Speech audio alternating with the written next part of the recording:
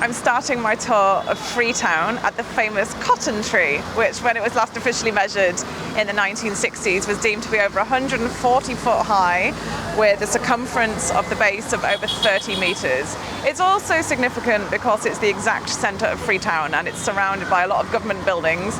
So it's here that a lot of politicians and religious leaders come to meet and hold rallies as well.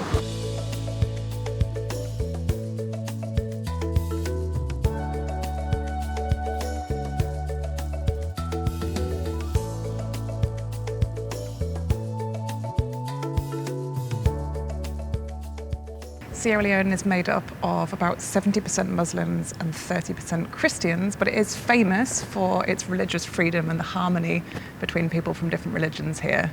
I've come into St. George's Cathedral, which is home to one of the biggest organs in Sierra Leone, and at the back there's a visitor's book and there's a signature from Queen Elizabeth when she visited in 1961.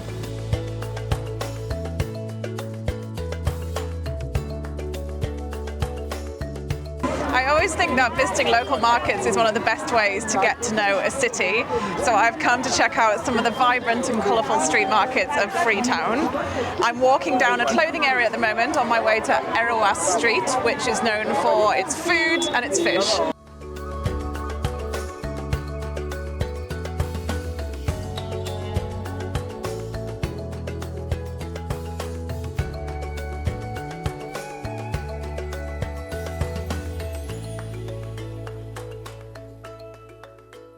This is the original Forah Bay College building, which was built in 1827, making it the oldest Western-style university in modern Africa. Now, although this building itself was bombed, unfortunately, during the Civil War, the university itself is still in existence. I've come to take a look around the Railway Museum here in Freetown, and this is actually the old railway depot, and they've got a fantastic collection of really well-preserved trains and carriages, including this one, Nellie, which is the oldest in the collection from 1915. So this coach was actually designed for Her Majesty the Queen when she was visiting Sierra Leone in 1961, but unfortunately her plans changed and she didn't actually use it. We are the railway enthusiasm people. We are here to bring in the railway in Sierra Leone.